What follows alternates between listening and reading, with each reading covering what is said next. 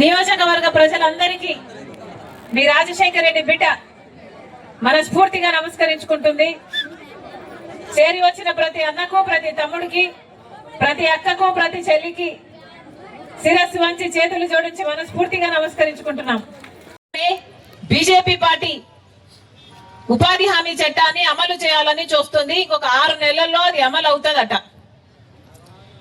ఇది వరకు ఉపాధి హామీ చట్టం, కాంగ్రెస్ పార్టీ తెచ్చిన ఉపాధి హామీ చట్టంలో 100 రోజుల పాటు ఎవరైనా గ్రామస్తులు మాకు పని కావాలి అని అడిగితే గ్రామంలో పని కల్పించాలి, చేసిన పనికి 15 రోజుల్లో వేతనాలు ఇవ్వాలి అన్నది చట్టం.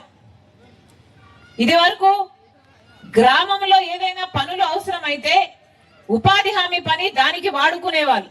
అంటే గ్రామాలలో గ్రామ సభలు పెట్టి గ్రామ పంచాయతీలో ఆ ఊరికి రోడ్డు కావాలనా, లేక బావి కావాలనా, పూడిక తీయాలనా, లేక గట్టు వేయాలనా, చైన్లో పని చేయాలనా అన్నది ఏ అవసరం ఉంది ఆ గ్రామానికి అని చూసి ఆ గ్రామానికి కావాల్సిన పనులు ఉపాధి హామీ చట్టంలో అమలు చేసేవాళ్ళు. దానికోసమని గ్రామస్తులు వెళ్లి పని చేసేవాళ్ళు.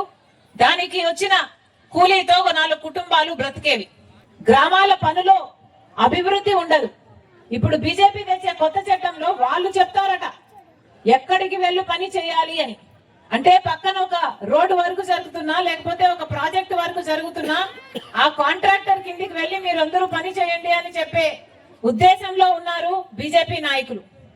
అంటే ఇక గ్రామాల జరిగే పనులు గ్రామ అభివృద్ధి కోసం జరగవు, కానీ ఆ కాంట్రాక్టర్ కు లేబర్ సప్లై చేయడానికి మాత్రం ఈ గ్రామస్తులందరూ వెళ్లి పని చేయాలి, ఉపాధి హామీ జీతం కూలీ రావాలి అంటే.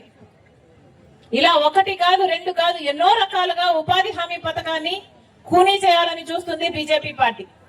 పైగా వాళ్ళు చెప్తున్న మాట, కాంగ్రెస్ పార్టీ 100 రోజులే ఇచ్చింది, మేము 125 రోజులు ఇస్తాము అని చెప్తున్నారు.